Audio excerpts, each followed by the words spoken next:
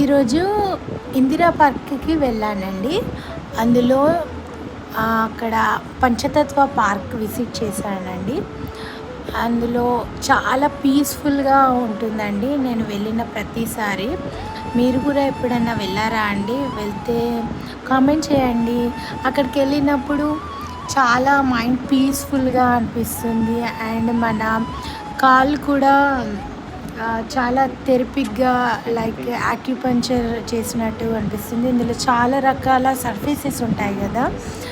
So మీరు కూడా వెళ్ళినప్పుడు విజిట్ చేయండి తప్పకుండా. Thank you friends. Please like, share, comment my video.